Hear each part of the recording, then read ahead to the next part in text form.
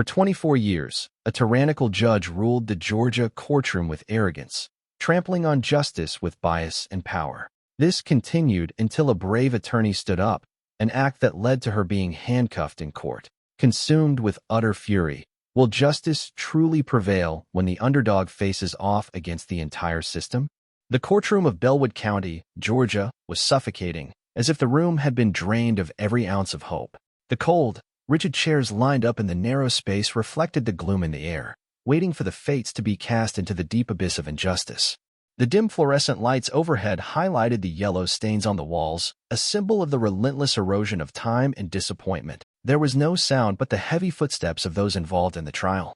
Everything seemed cloaked in a suffocating silence, a room filled with a sense of unease where even those standing in front of the court could feel the coldness of inequity. At the highest point of the room sat Judge Marilyn Greaves, a middle-aged woman with piercing eyes devoid of any sympathy. Everyone in the room knew her, not only for her 24 years of experience, but also for her infamous reputation for bias in her rulings. No one in Bellwood County could forget the times she wrongly imprisoned black people simply because she disliked their lawyers.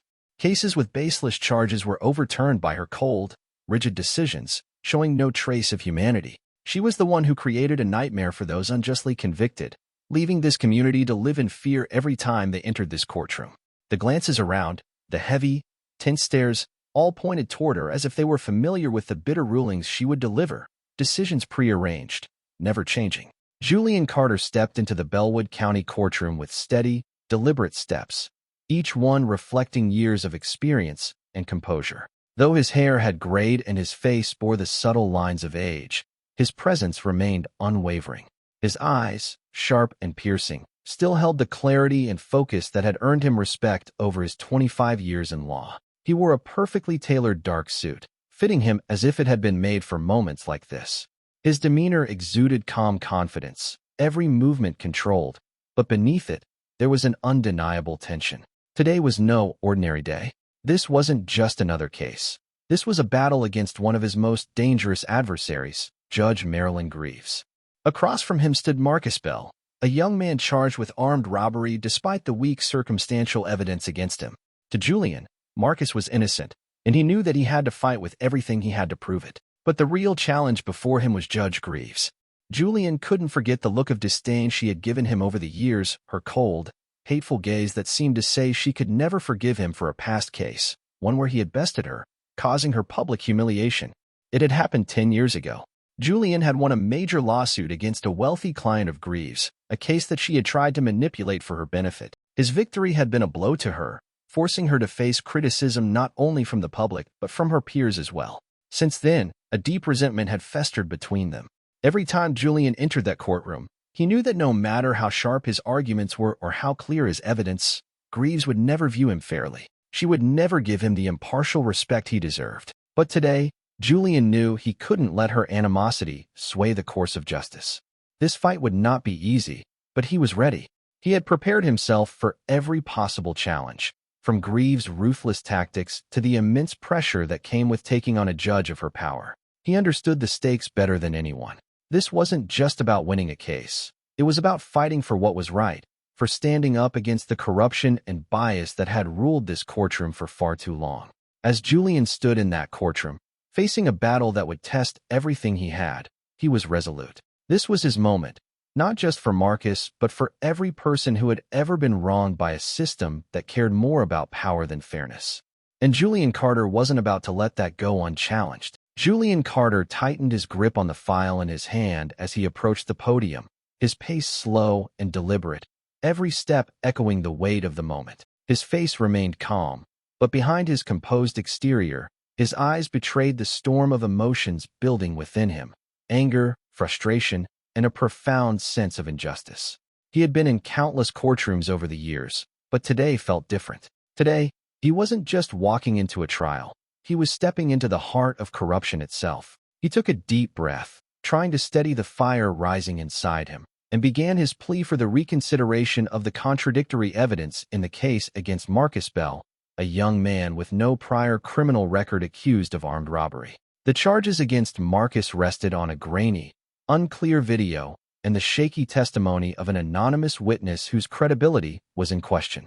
Julian knew that Marcus was innocent, But he also knew that in this room, where power and bias reigned supreme, justice was not always determined by the facts.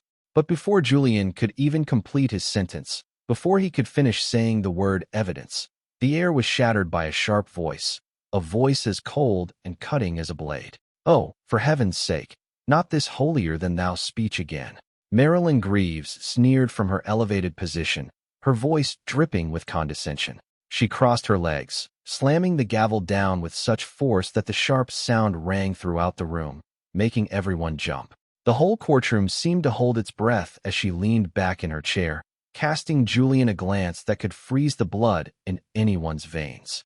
Her eyes were full of disdain, as if she were a queen looking down on an insect beneath her. "I don't need to hear you preach," she said, her voice laced with contempt. "Mr. Carter, I remember you well. The man who tried to teach me about justice in the newspapers a decade ago, right? Don't think because you won once that you now have the right to stand in my courtroom and question the system. Here, the law is me. And you," she gave a mocking laugh, "you're just a disgruntled black lawyer trying to save a criminal we all know is guilty. Nothing more." The words hit like a punch to the gut. The courtroom was dead silent. The contempt in her voice, the malice behind her words, it wasn't just an insult directed at Julian. It was an affront to everything the law stood for, an attack on the very idea of justice. Greaves wasn't just a judge. She was a force of power, a person who saw herself as the sole arbiter of fate, wielding her authority with an iron fist. And her words rang with the certainty of someone who thought they were untouchable. But that wasn't the end of it. As Julian fought to keep his composure, trying to refocus on the case, trying to bring the proceedings back into the realm of logic and reason, there was more, far more. From across the room, Prosecutor Ethan Wallace stood up, his movements hesitant and unsure, clutching a thick stack of papers like a student about to be called to the front of the class. He made his way to the podium, fumbling every step of the way. The way he shuffled and fumbled with the papers, flipping them over as if they were alien to him, was almost comical, but it was a comical display that made the stakes of this trial seem even more absurd. Wallace began to speak, but the words stumbled out in awkward fragments. He mispronounced Marcus' name twice, stuttered through his sentences, and seemed to have no grasp on the charges he was supposed to present. He was fumbling, disorganized, and completely unprepared. The words that came out of his mouth were a tangled mess of legal jargon, half-formed arguments, and incoherent thoughts. Every time he spoke, it was a slow, painful reminder of how far the system had fallen. He repeated himself, lost his train of thought, and even got the dates of the case wrong. It was an embarrassment to the profession, and anyone with a shred of dignity would have turned red with shame. But not Ethan Wallace. He didn't even seem to notice. And what did Judge Greaves do? She sat there, her face lighting up with a smile, as though she were watching a comedy show. She nodded along, clearly enjoying the spectacle, and even offered her praise. "Clearly, Mr. Wallace, very convincing," she said, her words dripping with insincerity, as he finished his rambling, grammatically incorrect statement and looked at her with hopeful eyes. She broke into laughter. "Well done, young prosecutor. You'll go far, very far," she said, as if awarding him a medal for mediocrity. The room was thick with tension, yet no one dared to speak. The air was suffocating, and Julian could feel the weight of the entire room pressing down on him. The trial wasn't about justice. It wasn't about truth. It was a farce, a carefully staged show designed to maintain the status quo, to protect the powerful, and to silence those who dared to question the system. This was a performance, and Marcus Bell, along with everyone else who had been wronged by the system, was nothing more than a pawn in it. Julian's mind raced. He understood the unspoken message that was being sent. This trial was a foregone conclusion. It wasn't about the evidence, the law, or the facts. It was about power, about Greaves and Wallace maintaining their control over the system. It was about keeping people like Marcus Bell in their place, ensuring that the underdog was always crushed beneath the weight of those who held the strings. But Julian wouldn't stand for it. He couldn't. The fire burning in his chest grew hotter with every passing moment. He wasn't just fighting for Marcus Bell anymore. He wasn't just defending one innocent man. This was bigger than that. It was about exposing the corruption that had taken root in this courtroom, about revealing the rot that was eating away at the very foundation of justice in Bellwood. With every ounce of resolve in his body, Julian knew what he had to do. He could no longer stay silent. This fight wasn't just for Marcus. It was for everyone who had ever been victimized by a broken system, and he would do whatever it took to tear that system down. Marcus Bell sat there handcuffed, his gaze fixed on the cold, gray tile floor where every stain seemed to carry the etched stories of pain from those who'd walked into this place and never walked out with justice. He was 35, his face gaunt from months, even years, of being dragged through an unrelenting churn of unfairness. His short, curly hair was now flecked with gray at the temples. His hands trembled slightly, not from fear, but from a simmering rage and helplessness, a familiar feeling that had shadowed him since the first time he was wrongfully accused 5 years ago. Back then, Marcus had been thrown in jail for a petty crime, all because he'd been standing near a store when a robbery went down. There was no direct evidence, no motive, just a skin color too convenient for a system that always needed a name to slap on a file and call it a day. And now the nightmare was back, worse than before. This time, Marcus was facing an armed robbery charge, a crime that could lock him up for life. It all hinged on the shaky word of a witness who contradicted himself and hadn't even bothered to show up in court. There was no DNA, no clear camera footage, no weapon ever found, just a flimsy statement, a garbled voice on an anonymous tip line, and a fresh-faced white prosecutor trying to turn it into a death sentence for Marcus. Ethan Wallace, the guy sitting across from him, didn't even try to hide the contempt in his voice as he stood up, pointing at Marcus like he was some dangerous animal roped and tethered. "Let's not forget the defendant's past," Ethan sneered. "He's got a record. A guy who's been in jail for theft before, now accused of armed robbery. You don't have to be a genius to connect the dots." Julian shot to his feet to object, but Greaves just raised a hand and brushed him off. "Let him talk," she said coolly. Meanwhile, Marcus closed his eyes, his jaw clenched tight, not out of shame, but out of fury. He'd paid for a mistake he didn't make, had tried to rebuild his life with a grunt job hauling boxes in a warehouse, keeping his head down, bothering no one. And still, this society, this system, wouldn't let him go. All it took was a name, a skin color, a past they'd pinned on him, and that was enough to drown his life all over again. Every word out of Ethan's mouth was like a blade twisting deeper into the self-respect Marcus had fought to hold on to. The guy didn't need truth, he just needed a win. And Greaves? She was nodding along, pleased, like she was watching a stellar performance in a play she directed herself. Marcus opened his eyes and looked straight at Julian. He didn't say a word, but that look carried everything: pain, resilience, and a silent question. This time, does justice even stand a chance? Julian stepped forward, clutching a stack of documents that had arrived just that morning. A security camera clip from a store near the crime scene, showing a completely different man leaving the area at the exact time of the robbery. He knew this video was a game changer, a critical piece that could flip the case or at least rattle the sole testimony pinning Marcus down. But the prosecutor, Ethan Wallace, had buried it. He hadn't submitted the footage in the evidence list, and it only came to light when Julian's independent investigator tracked it down directly from the store. Julian rose, his eyes burning with anger, his voice cutting through the room's silence like a blade. "I object. The prosecution has deliberately withheld exculpatory evidence that could clear the defendant." Greaves didn't even glance at the video. She didn't demand an explanation from Wallace. Instead, she gripped her gavel, slamming it down with a force that shook the courtroom. Leaning forward, her eyes glinted with mockery as she spat out her words, dripping with contempt that made you want to smash something. "Boy, don't tell me how to do my job. I've been running trials since you were still in diapers." "Got it." The room went dead quiet. Calling Julian boy wasn't just disrespectful. It was a direct gut punch to his dignity, his experience, his pride as a black lawyer who dedicated his life to justice. Julian stood frozen for a split second, not out of fear, but because he had to choke down the rage clogging his throat. He'd faced plenty of disdain in his life, but never had it hit him this blatantly, this brutally. Across the room, Ethan Wallace smirked like he'd just been handed a promotion. Greaves leaned back in her chair, hands clasped, her eyes gleaming with satisfaction. But she wasn't done. She dragged it out minute by agonizing minute, delaying witness questioning, nitpicking irrelevant details, ordering her clerk to dig up old, unrelated files. Time crawled like it was frozen in a mental torture chamber. After nearly 4 hours without a break, Julian started to feel lightheaded. He braced himself against the podium, struggling to steady his balance, sweat beading on his forehead. Murmurs of concern rippled from the gallery behind him, but Greaves didn't bat an eye. Her face remained carved from stone. Finally, Julian took a deep breath and forced his voice low and steady.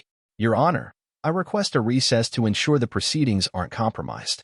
He didn't say the truth, that his head was pounding, his heart racing from stress and pressure, that the injustice was suffocating him. Greaves nodded, but her eyes mocked him. "Of course, if you can't keep up with the pace of real justice." Julian turned and walked out of the courtroom, but every step burned with fury, not just from the humiliation, but from the realization. The woman on that bench wasn't a judge anymore. She was the verdict. She was the punishment. And if he didn't fight to the bitter end, Marcus would be crushed by the rotting system she embodied. When the trial resumed after the break, Julian strode back into the courtroom, his face a mask of icy resolve, though beneath it simmered a rage so fierce it felt like it might claw its way out of his chest. In his hands, he clutched a meticulously compiled dossier, a lifeline for Marcus, containing a list of witnesses he tracked down over sleepless nights and relentless days in the past 2 weeks. These were ordinary people with no stake in the game, yet their words carried the weight of truth. They could place Marcus miles away from the crime scene at the exact moment the robbery unfolded. A cashier from a gas station who remembered Marcus buying a coffee, a neighbor who'd seen him fixing his car in the driveway, a coworker who'd shared a smoke break with him. Each statement was a brick in a wall of alibi that could shatter the flimsy case against his client. Julian knew this wasn't just evidence. It was a weapon, one that could blow apart the prosecution's lies and force the truth into the light. He stood tall, shoulders squared, and presented his motion with the precision of a surgeon wielding a scalpel. His voice rang out, steady and unyielding, cutting through the stale air of the courtroom as he locked eyes with Greaves. "Your Honor, I request permission to call these witnesses whose testimonies directly contradict the timeline of the alleged crime and affirm the defendant's whereabouts. This is not a frivolous ask. It's a fundamental right under the law." His gaze didn't waver, daring her to meet him head-on. For a moment, the room held its breath, the tension crackling like static before a storm.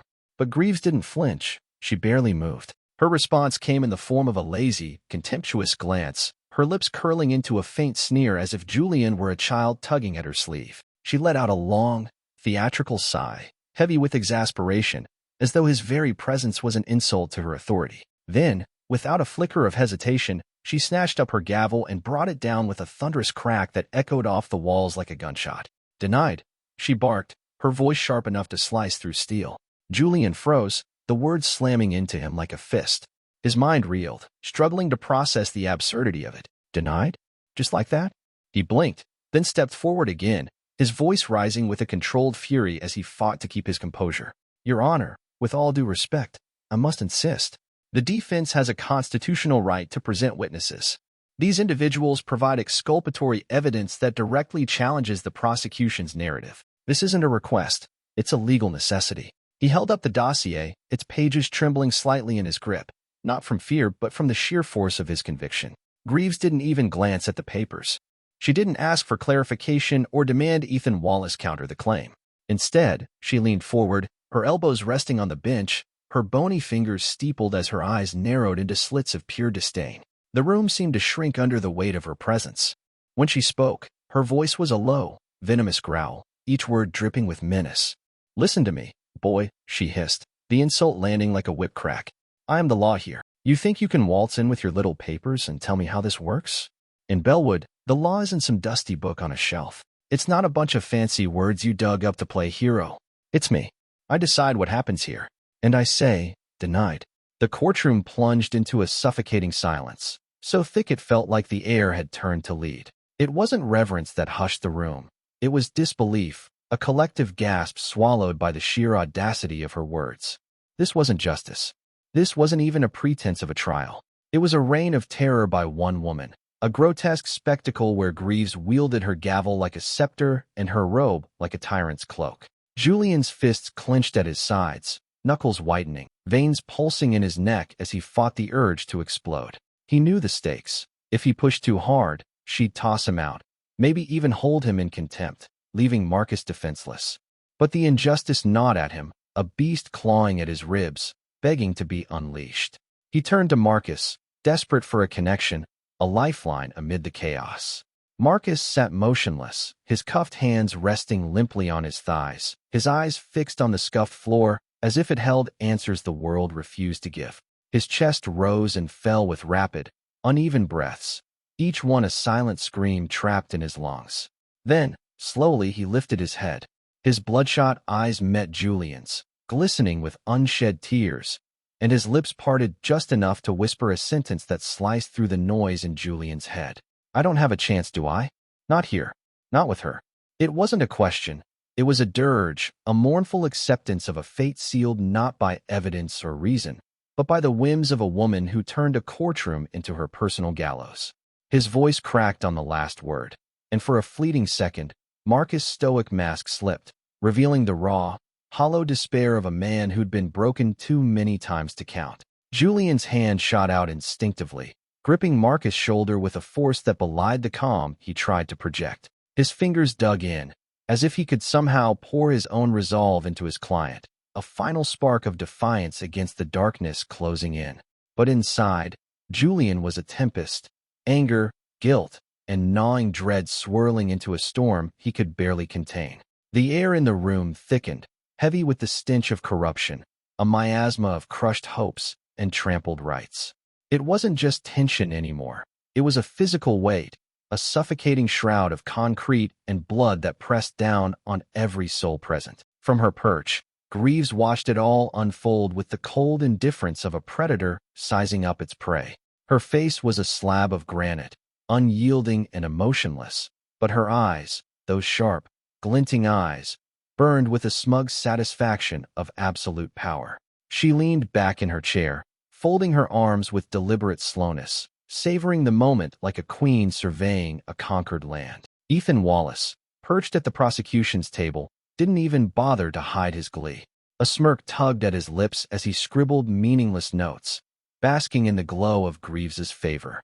The gallery behind them, a scattering of onlookers, reporters, and a few brave souls who dared to show up, shifted uneasily, their whispers swallowed by the oppressive atmosphere. And then it hit Julian, a realization so stark it nearly knocked the breath from his lungs. This wasn't a trial anymore. It wasn't even a mockery of one. It was a ritual, a slow, deliberate sacrifice of a man's life on the altar of Greaves's ego. Every rule of law had been shredded, every shred of decency torched, every chance for Marcus' redemption ground into dust beneath her heel. The witnesses, the video, the truth, they didn't matter. Not here, not in Bellwood, where justice wasn't blind. It was a puppet, and Greaves held the strings. Marcus' head dipped again, his shoulders slumping as if the last thread of fight had snapped. Julian released his grip, his hand falling to his side, trembling not from weakness but from the fury he could no longer suppress. He turned back to face Greaves, his chest heaving, his voice a low, dangerous rumble as he spoke, knowing full well the risk. This isn't over. It was a vow, a promise carved in the air between them, a declaration that he'd burn the whole damn system down if he had to.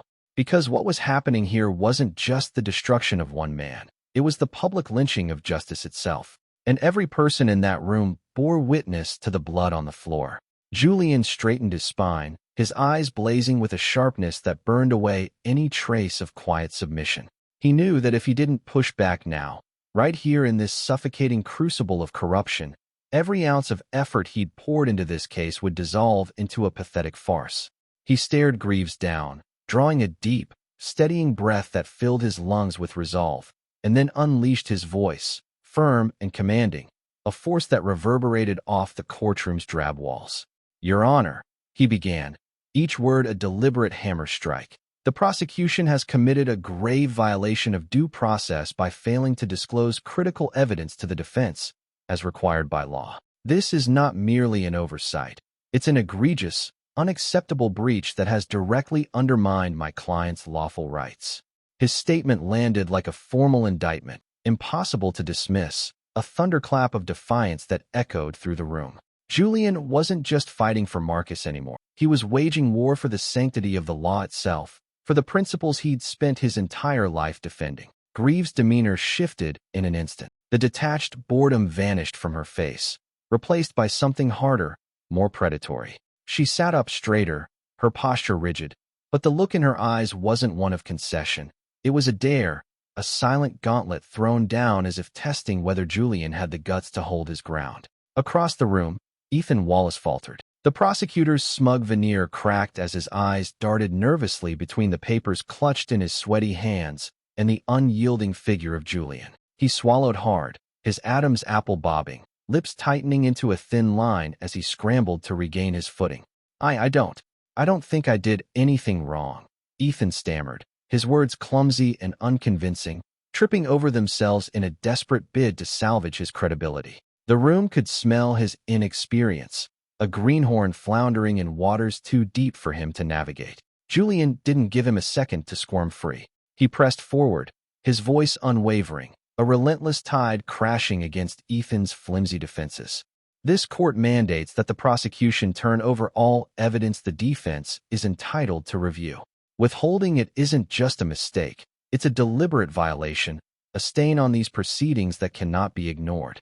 Your Honor, I demand that this trial be paused, and that every piece of withheld evidence be examined in full." His tone was steel, tempered by years of battling in rooms like this, and his words carried the weight of a man who knew the law wasn't just a shield but a sword. Every pair of eyes in the courtroom swiveled to Greaves, the air thick with anticipation, waiting for her to tip the scales. But instead of engaging, she merely tilted her head, a faint mocking nod, as she turned her gaze to Ethan. Her eyes narrowed ever so slightly, a subtle flicker of calculation passing through them. "Well done, prosecutor," she said, her voice flat and unchanging, devoid of any real inflection. "You're doing just fine." Julian felt the words hit him like a bucket of ice water, chilling his blood even as his pulse pounded in his ears. Ethan had floundered, exposed as a fumbling amateur, and yet Greaves stood by him, her support as brazen as it was tyrannical. It was a slap in the face, a middle finger to reason, a blatant flex of her unchecked power.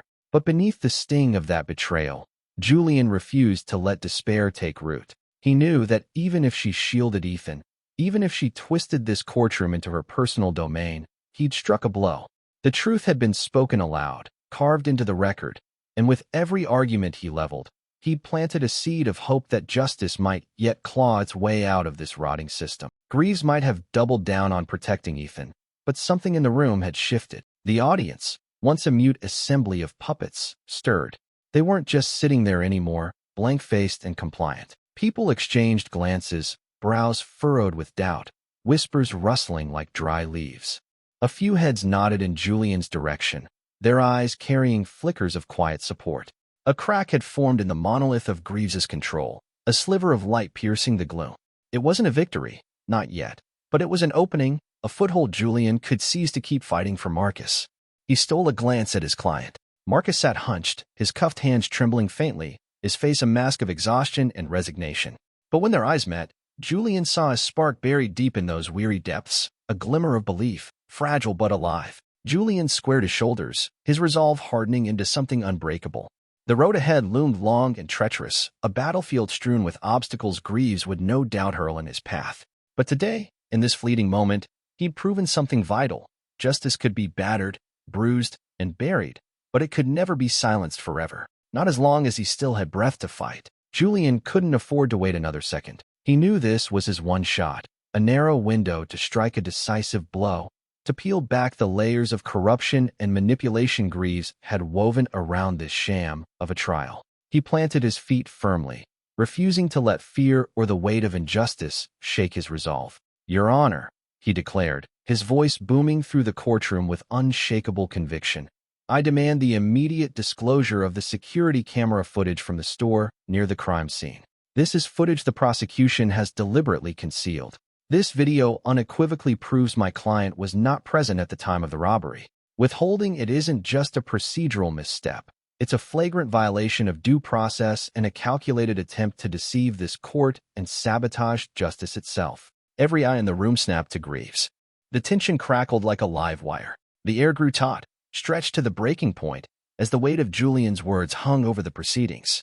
But Judge Marilyn Greaves merely drew a long, deliberate breath, her expression unchanging, as if Julian's impassioned plea was nothing more than a buzzing fly she could swat away at her leisure. She rested her hand on the gavel, then brought it down with a sharp, frigid crack that sliced through the silence like a guillotine. "Request denied," she stated, her voice a cold, unyielding blade. That footage has no bearing on this case, and there's no need to present it. The courtroom seemed to stop breathing altogether. Greaves's words didn't just lack reason. They were a naked abuse of power, a bald-faced rejection of logic that left no room for doubt. She was shielding the prosecution, burying the truth beneath her iron will.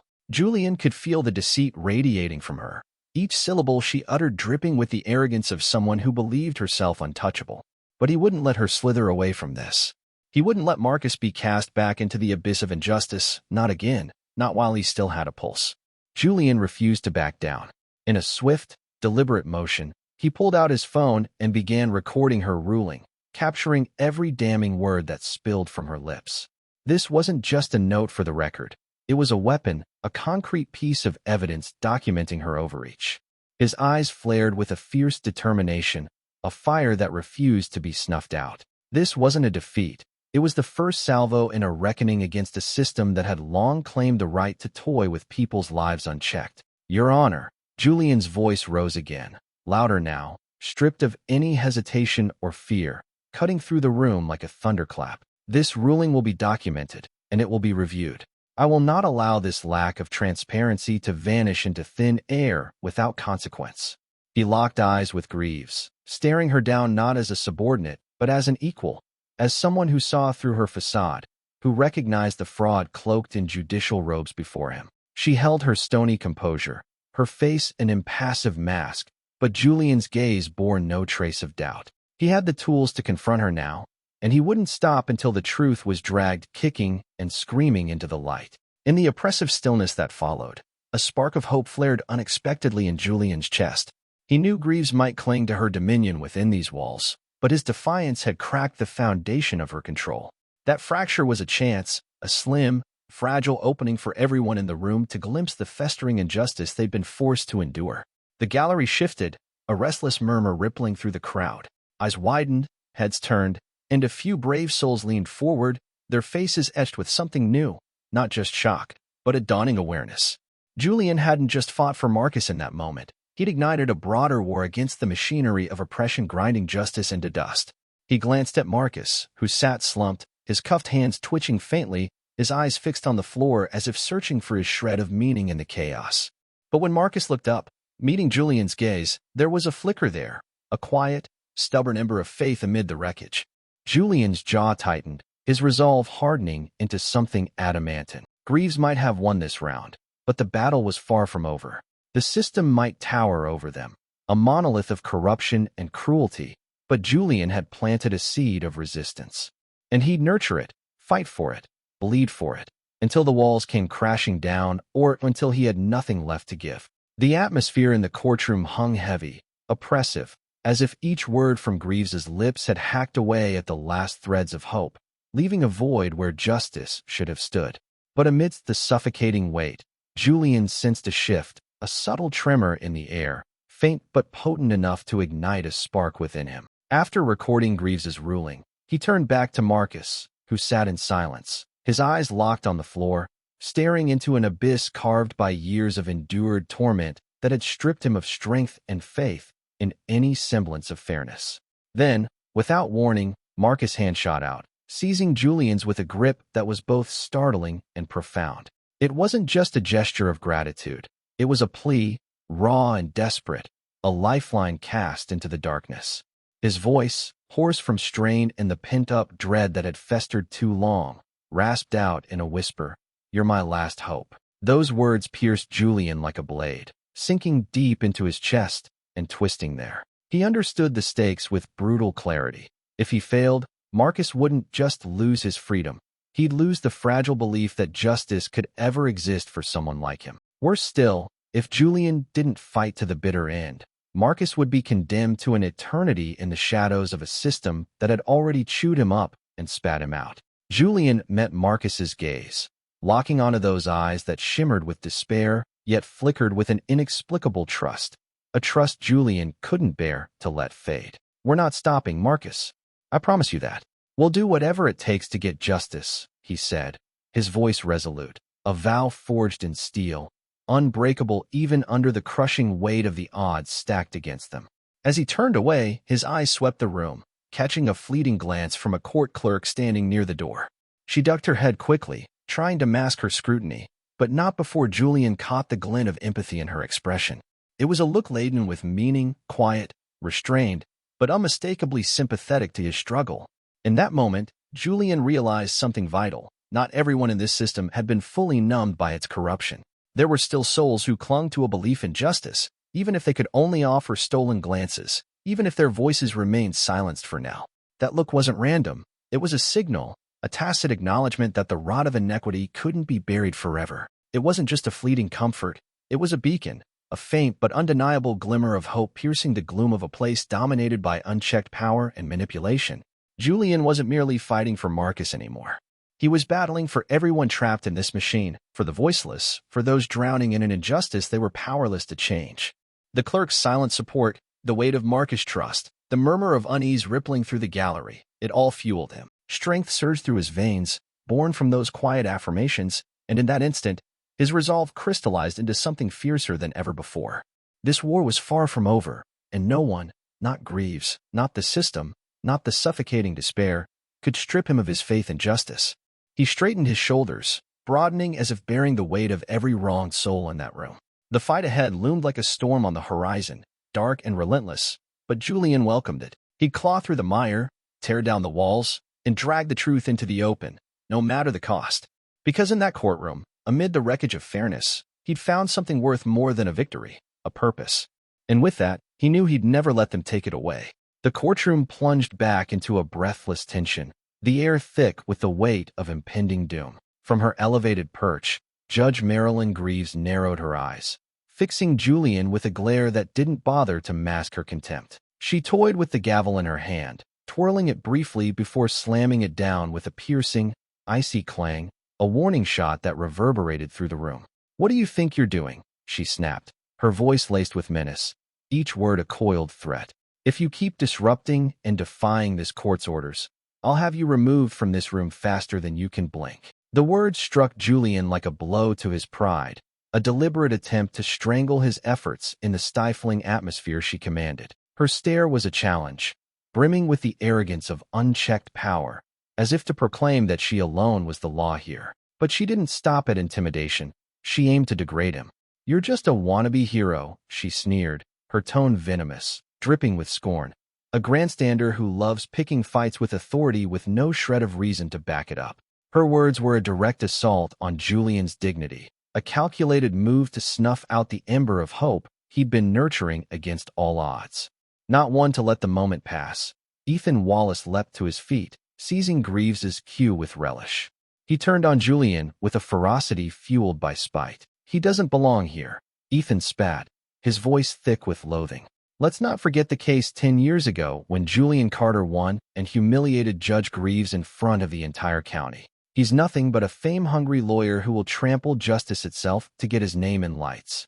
The accusation was a taunt, meticulously crafted to stoke Greaves's ego, and she didn't disappoint. A thin, satisfied smile crept across her lips, her eyes glinting with approval as her ally bolstered her dominion. Despite the onslaught, Julian refused to let his composure crack. He didn't fire back immediately. Instead, he stood still, his silence a shield, as he meticulously noted every violation of rights, every overreach of power Greaves flaunted, each one a brick in the case he'd build for later. Her every word only steeled his resolve further. He knew she was breaking the law, flouting every principle of fairness, but he also knew this wasn't the moment to topple her facade. Not yet. So he observed, waited, and planned. Beside him, Marcus sat with eyes clouded by despair, his shoulders slumped under the weight of a fight he no longer believed he could win. Julian caught the look and leaned in close, his voice a low, steady whisper. "Let her dig her own grave. Justice doesn't rush." It was more than encouragement. It was a calculated strategy. Julian understood that patience, letting Greaves entangle herself in her own abuses, was his only path to turning the tide for Marcus. He couldn't afford haste, even as his chest burned with the urge to act, even as every second dragged like an eternity in this suffocating limbo. Persistence was the key he gripped tightly, a lifeline he wouldn't let slip. But that fragile hope was swiftly crushed when Greaves, with an air of unshakable finality, called an end to the session. She rose from her seat, her posture radiating arrogance, and issued her decree without a flicker of hesitation. "This trial is concluded," she announced, her voice a cold, merciless blade. "The defendant will be remanded into custody pending further ruling." She didn't spare a glance for anyone. Not Julian, not Marcus, not the jury. She denied a voice. Her words were the final nail, slamming shut the door to justice Julian had fought so hard to pry open. Julian watched as Marcus was led away, wrists bound in cuffs, his eyes hollow with a disappointment that cut deeper than words. The sight clawed at Julian's insides, an invisible weight pressing against his ribs until he could barely breathe. Helplessness surged, threatening to drown him, but he clenched his jaw and forced it back. He couldn't crumble. Not now. Not when Marcus needed him most. What he'd done wasn't for nothing. He refused to believe that. Yet as Marcus disappeared through the door, Julian's gaze held a stubborn spark, a flicker of belief that refused to die. Deep down, he still trusted in fairness, still clung to the conviction that one day the truth would break free and justice would roar. But in this moment, all he could do was watch Marcus vanish, his heart heavy, battling to keep faith alive for a brighter dawn he couldn't yet see. Just as Greaves sat basking in her triumph, her face alight with smug satisfaction, convinced she'd crushed every threat under her iron grip, the heavy steel doors of the courtroom swung open with a groan. A gust of cold air swept in from the hallway, carrying with it a jolt of shock and tension that rippled through the room. 2 FBI agents stepped inside, their presence slicing through the stifling atmosphere like a blade. Dressed in crisp suits, their eyes were sharp and impenetrable, betraying no emotion. Name tags identified them, Miller and Torres. They stood tall and silent, holding up a warrant stamped with the bold, unmistakable seal of the FBI. Before Greaves could muster a response, they advanced toward her, cutting off her derisive chuckle mid-breath. Miller, the more stern-faced of the pair, locked eyes with Greaves, his voice clipped but resonating with authority. "We're here to execute an arrest warrant. You're charged with corruption, abuse of power, and civil rights violations spanning the last 24 years. Each word landed like a thunderbolt, electrifying the room and thickening the air until it felt like no one dared breathe too loudly. Torres stood behind him, his grip firm on a pair of handcuffs, poised for what came next. Miller pressed on, his tone shedding any trace of patience. "We've been investigating you for 2 years. It's over, Judge Greaves. You can't run from this any longer." Greaves barely had time to process the intrusion before her eyes widened in bewilderment, only to narrow again in a flash of fury. She shot to her feet, her face flushing crimson with rage and humiliation. "You can't do this," she bellowed, her voice booming through the courtroom, silencing every whisper in its wake. She thrust a hand forward as if to strike, but the gesture faltered against the brutal reality crashing down around her. 24 years of unchecked power had crumbled in an instant. Before she could spit out another word, Torres moved with swift precision, stepping forward and snapping the cuffs around her wrists right there at the judge's bench. She stumbled, her screams of defiance echoing in a desperate, pitiful wail, but no one rose to her defense. The truth had arrived too late for her to claw back control, and her once impenetrable authority dissolved into nothing. Murmurs erupted across the gallery, swelling into a storm of gasps and whispers as the room absorbed the seismic shift. The empire of influence she'd built over decades, the countless unjust rulings she'd handed down, all vanished like seafoam against the tide. Greaves, who'd fancied herself untouchable, was now dragged away in disgrace, stripped of power, stripped of her perch, a fallen tyrant in a system she'd long manipulated. Witnessing the scene unfold, a wave of relief flooded through Julian, washing away the exhaustion and tension that had gripped him for so long. At last, after every ounce of effort, every sleepless night, his fight had borne fruit. Marcus rose to his feet, his eyes red and brimming, his lips pressed tight, as if he couldn't fully grasp the miracle before him. When the agents unlocked the cuffs from his wrists, he didn't hesitate. He surged forward, throwing his arms around Julian in a tear-soaked embrace. The courtroom erupted, a chorus of applause and cheers breaking the silence as the onlookers let their elation spill over. The air thrummed with a shared thrill, a collective exhale as a sliver of justice pierced through years of darkness. Julian allowed a small, genuine smile to curve his lips, his eyes shining with an uncontainable joy. "I told you the truth never dies," he whispered to Marcus, his words a quiet affirmation, a tribute to the perseverance that had carried them through, to the sacrifices he'd made in a lifetime devoted to this cause. Justice, no matter how many times it was battered down, would always rise again. In that moment, Julian knew he'd restored to Marcus what he deserved all along. And as the chaos settled into a brief, contented stillness, he felt the weight of an impossible victory settle over him. Justice had returned, and Greaves, with all her cruelty, had finally been ensnared by her own misdeeds. The fight was won, not just for Marcus, but for every soul who dared to hope against the odds. The courtroom transformed in an instant as Judge Howard Ellison stepped through the threshold. At 65, his silver-streaked hair and weathered brown skin bore the marks of time, but his eyes burned with a fierce clarity and unwavering determination. With 30 years of judicial experience, Ellison was a legend, not just for his integrity, but for his relentless pursuit of fairness in every ruling. The room's occupants immediately sensed the stark contrast to Greaves. Where she had wielded power like a bludgeon, Ellison carried himself as a true arbiter, a living emblem of justice untainted by ego. He strode to the bench, his piercing gaze sweeping across the assembly before settling on the case files stacked before him. When he spoke, his voice was deep and commanding, resonating with an authority that brooked no dissent. I demand a full review of all evidence in this case, particularly the security footage Greaves suppressed. This is not a matter to be overlooked. Every piece of evidence must be examined fairly. His words were a decree, slicing through the tension like a blade, silencing the room. The very air seemed to shift under the weight of his presence, a flicker of restored faith igniting in the hearts of those present even after years of distortion. Ellison stood as a beacon, the last chance to drag the truth back into the light. The tension peaked as the security footage played, its grainy but unmistakable images unfolding on the screen. The video laid bare the truth. Marcus was nowhere near the crime scene when the robbery occurred. It was irrefutable, a sledgehammer shattering every doubt that had lingered. The room held its breath, all eyes fixed on Ellison as he studied the footage. Then, with deliberate calm, he turned, his expression a blend of solemnity and righteousness. Marcus Bell, the defendant, was not present at the scene of the robbery.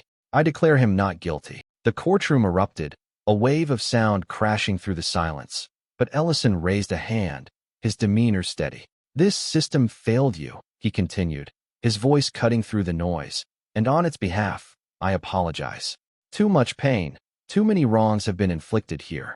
Today we start anew. For Marcus, who had endured years of torment, the words were a lifeline. His eyes gleamed with unshed tears, his lips trembling as the weight of the verdict sank in like a torrential rain washing away years of anguish. He stepped forward, freed from cuffs, freed from suspicion. For the first time in too long, freedom had finally found him, a cool balm soothing a soul worn raw by injustice. Julian stood beside Judge Ellison, his chest swelling with pride and quiet fulfillment. Together, they watched Marcus reclaim his liberty, unshackled from the chains of a corrupt system. Julian's lips curved into a gentle smile as he turned to Marcus, his voice steady with conviction. This is why I never gave up. The words were more than comfort. They were a testament, a vow that he'd fought for something unbreakable, something worth every sacrifice. Justice, buried for so long, had clawed its way back to the surface. The gallery exploded into sustained, thunderous applause. People rose to their feet, not just for Marcus' victory, but for the triumph of justice itself, a force no one could deny.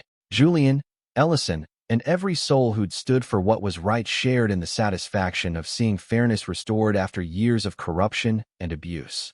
They'd proven that no matter the obstacles, no matter the might of those who wielded power unjustly, justice would prevail in the end. The room pulsed with the energy of that truth, a resounding affirmation that the good fight was never in vain.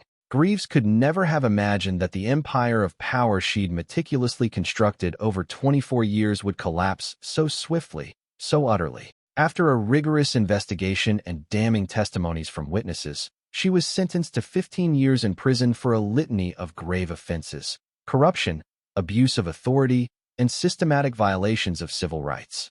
Her sentence wasn't just a personal reckoning. It was a resounding lesson to every power-hungry figure lurking within the justice system. No amount of effort to shield evil could evade its price. The press pounced, dubbing her the Fallen Queen, a moniker that recounted her greed and disdain in vivid detail across headlines. Yet the name Greaves didn't merely signify her downfall. It became forever intertwined with Julian's relentless perseverance, a man who refused to yield even when facing a towering, unjust system. Newspapers lauded Julian's courage, chronicling how he'd fought tirelessly to unearth the truth when all seemed lost. His image, a steadfast lawyer with a heart forged in resolve, emerged as a symbol of hope and justice. Though he hadn't sought the spotlight, deep down, Julian knew each battle he waged was more than just a defense of his clients. It was a defense of the very values he held sacred. A month after Marcus' case concluded, Julian returned to his work, not to bask in victory, but to press forward on the path he'd chosen, a protector of justice. He took on a new client, another victim of systemic inequity, but this time, something had shifted.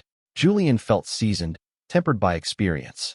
He understood now that every case was a battlefield demanding patience, cunning, and raw courage.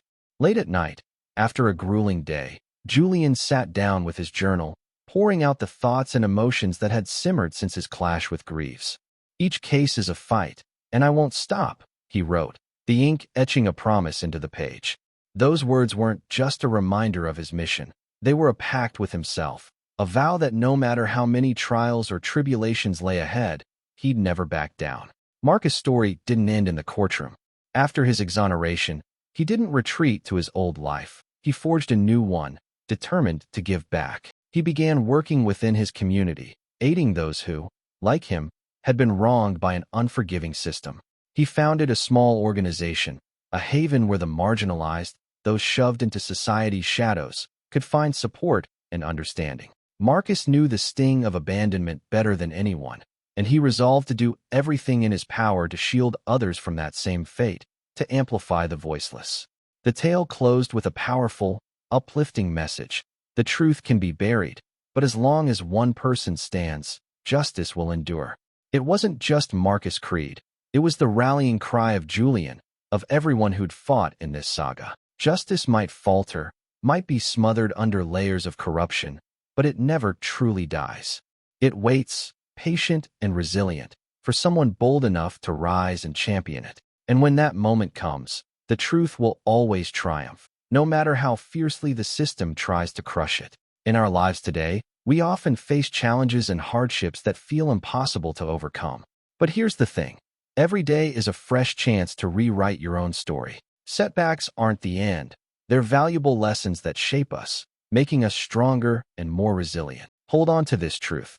The truth can be buried, but as long as one person stands up, justice will live on. Life's never going to be a walk in the park, but if you keep pushing forward and refuse to give up, you'll discover the strength to change everything. All it takes is belief in yourself and the reminder that every case is a fight, and I won't stop. Step out of your comfort zone, face the tough stuff head on, and keep battling, because you deserve a life that's fair, meaningful, and worth every ounce of effort. Thank you so much for watching. Your support means the world to us, and we're so glad you're a part of this journey. If you enjoyed the story and want to stay updated with more inspiring content, don't forget to hit that subscribe button and turn on notifications. By subscribing, you're helping us grow and reach more people who believe in justice and the power of truth. Let's continue to spread hope and inspire each other. See you in the next.